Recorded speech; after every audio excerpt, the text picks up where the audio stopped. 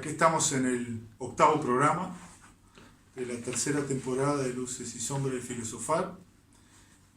Y hoy nos proponemos continuar con ese viaje, con esa excursión dirigida al destino de la ilustración. Y además habíamos quedado atrapados, digamos, por una pregunta que fui yo el que la formulé y que nos había puesto contra las cuerdas. Exacto. Al estilo de lo que le pasó a Muller ayer, como dije. Y era algo así como la pregunta de la minoría de edad que formula Kant. ¿Sigue vigente al día de hoy? Entre un programa y otro nos dijimos que sí. Ahora lo vamos a charlar con ustedes. Pero formulada contemporáneamente, ¿no? O sea, esa minoridad, esas dificultades que trae el no pensar por sí mismo, esa falta de, digamos, de ilustración a los siglos XXI sigue estando ahí, ¿no? Pero de una manera que, por supuesto, Kant no podía ni siquiera imaginar. Exacto. ¿No? Yo creo que la pregunta que se hace Kant de qué es la ilustración, dice Foucault, que es la pregunta por el presente. O sea, lo que Kant se estaría preguntando es en qué época vivo y cuál es mi presente y qué es la revolución. O sea, qué dentro de mi presente es un signo de progreso. Acá nosotros para plantearnos esta pregunta hoy, hay otra pregunta que no es para nada menor, que es cuáles son las causas de ese estado de minoridad, decía Julio.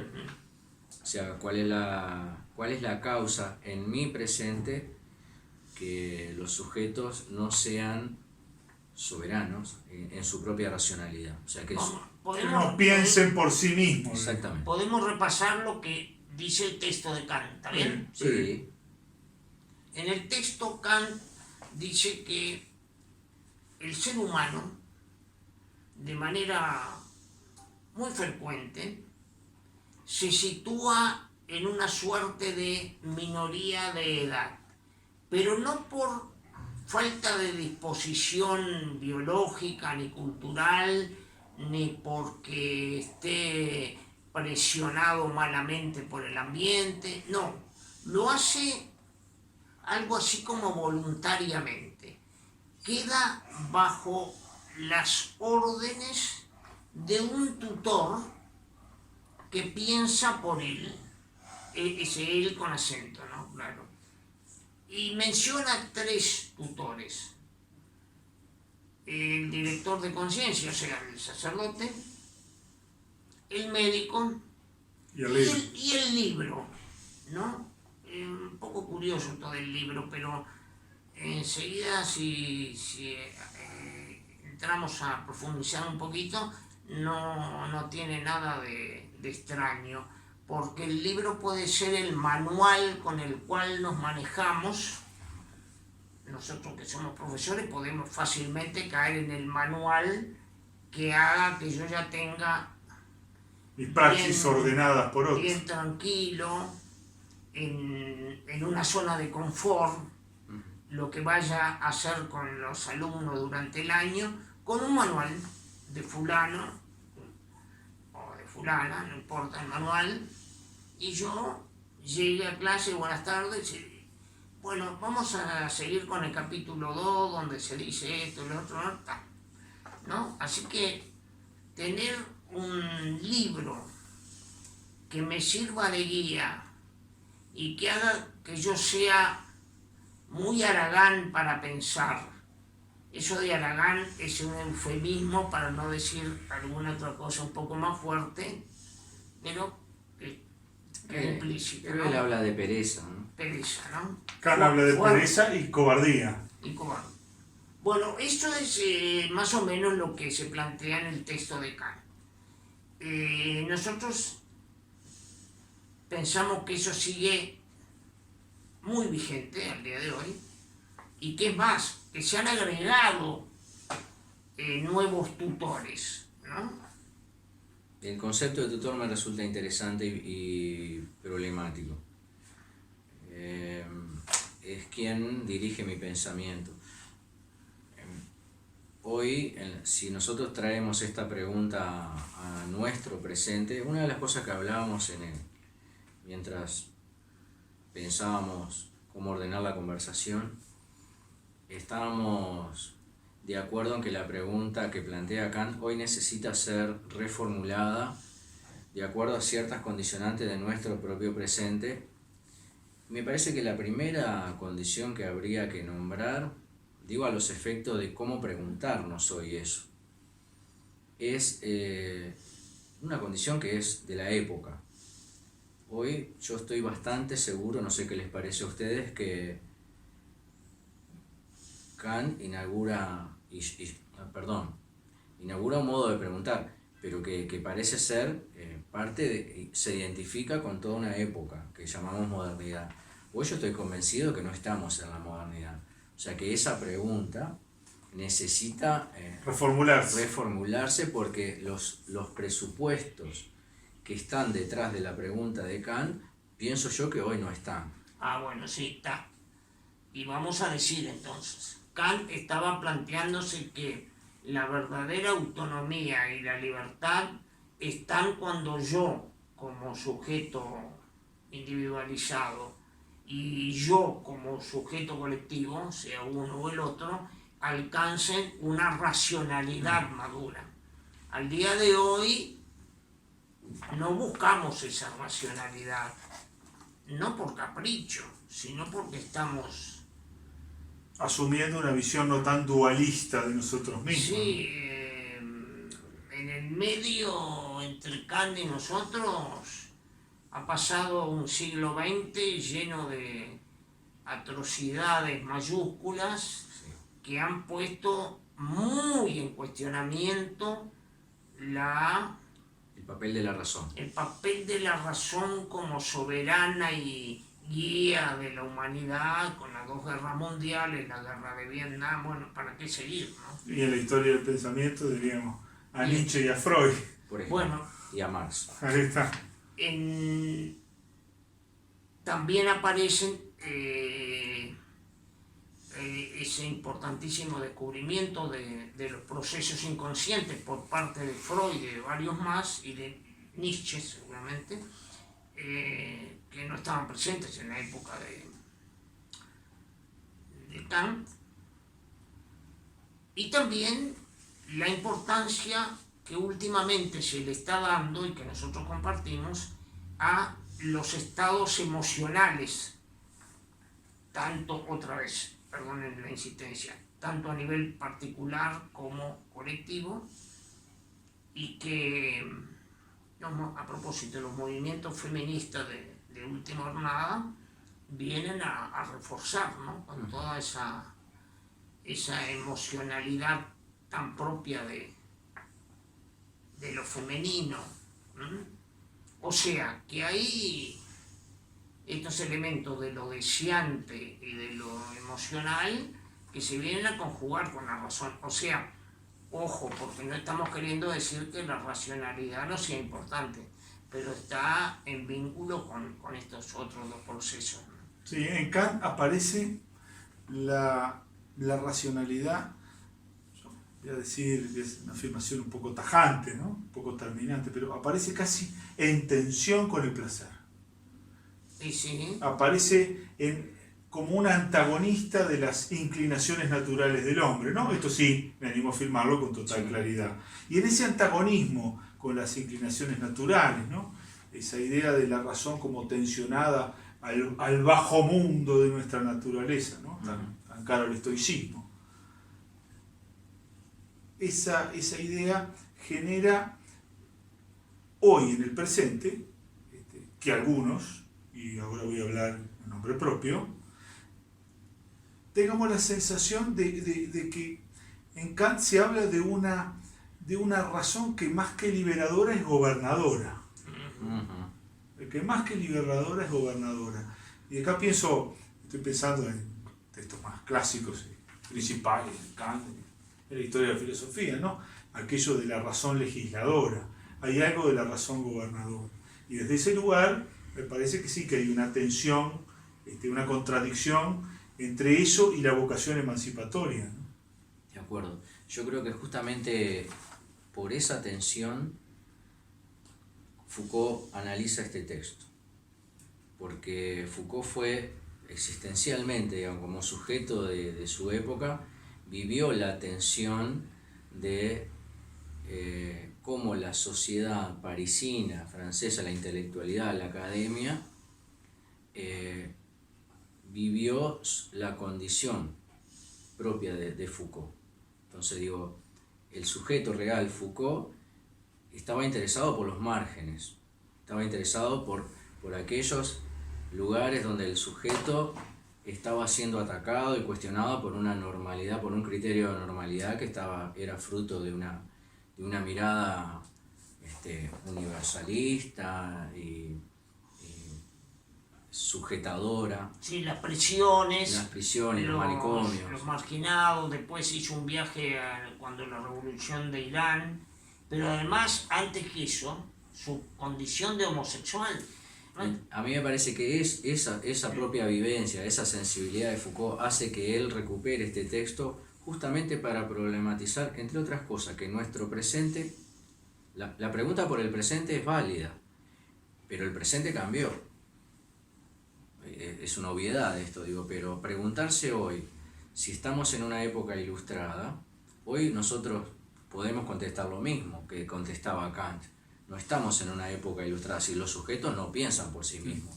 Está repleto de tutores, los que nombraba Kant y otros nuevos.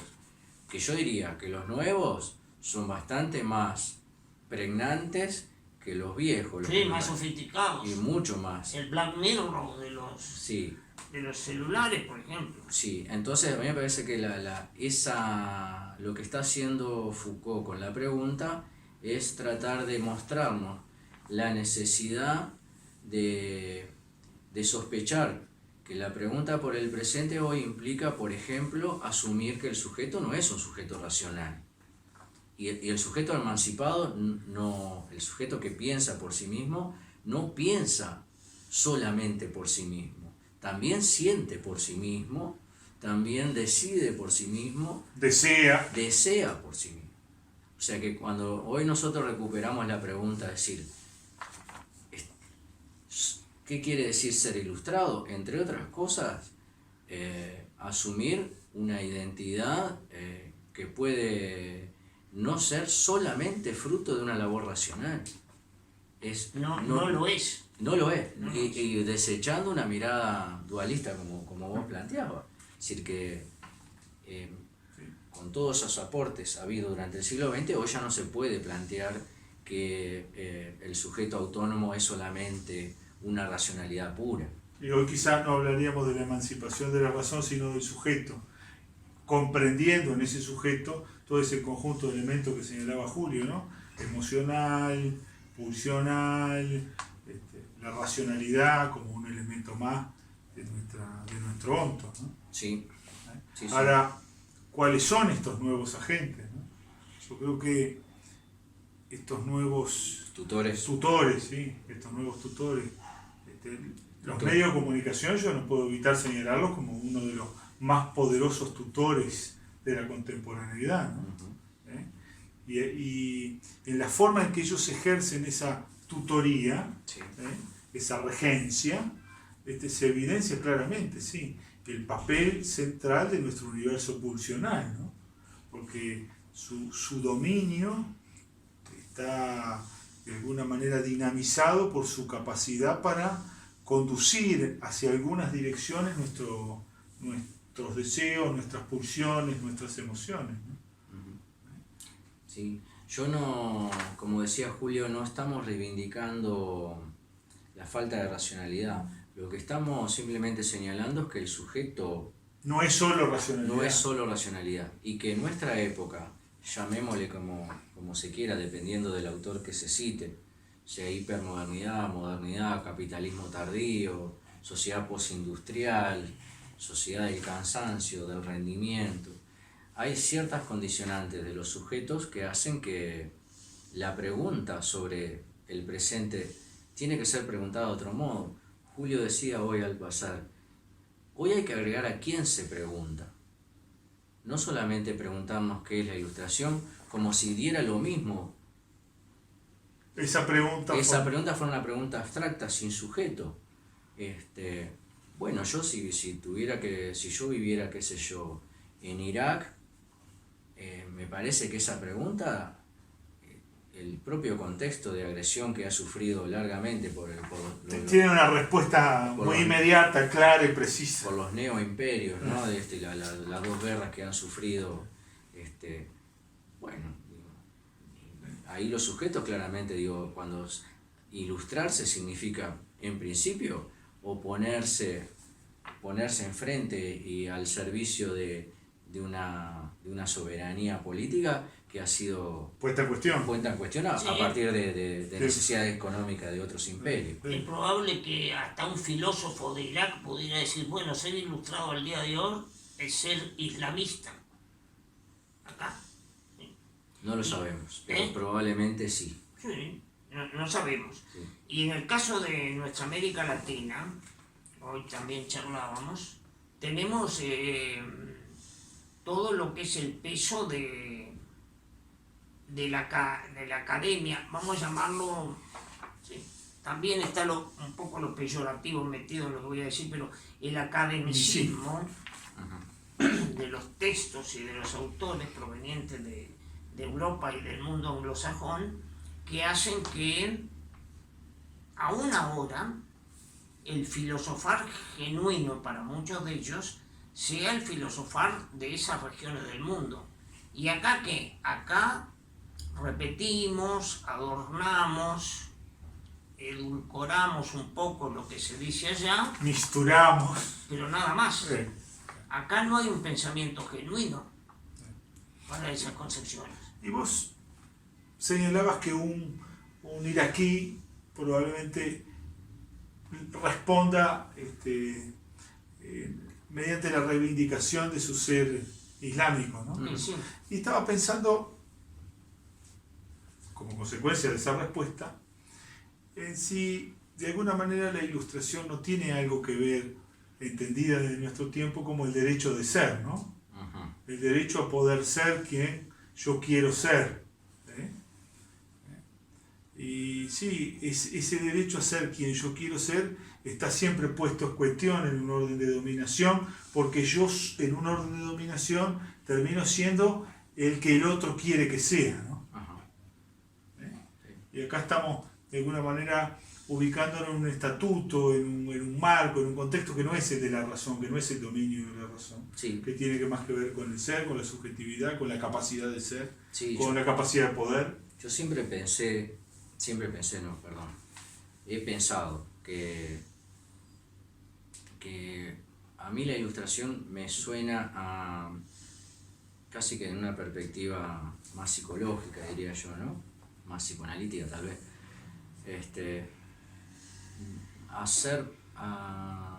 Darse cuenta de los propios determinismos, tanto en sus aspectos más amplios, tanto socioeconómicos como culturales como psicológicos. Ilustrarse implica algo así como poder visualizar las propias cadenas. Ver los propios determinismos. Sí. Una catarsis. Sí, pero un darse cuenta, que no es solamente racional. Sí, catarsis también en el sentido de que yo una vez que me doy cuenta supongo que tendré que hacer algo con eso.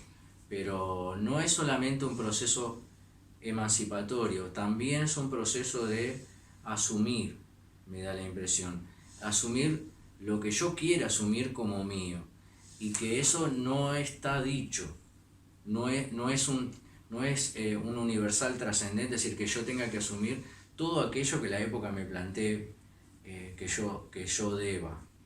Entonces, sino lo que quiero asumir. Sí, inevitablemente ahí hay un trabajo crítico que implica que yo soy un ser social y del presente, o sea, por lo tanto, muchas de esas determinaciones, o todas, son de mi presente. Inevitablemente yo soy formado en él. O sea que mi tarea va a ser recuperar ese territorio, verlo, y en todo caso asumir como propio aquello que sea necesario para mí. O auténticamente mío. Auténticamente mío. Foucault tiene que ver con lo que está diciendo a cada rato, no sé, pero varias veces dice que la filosofía es una ascesis.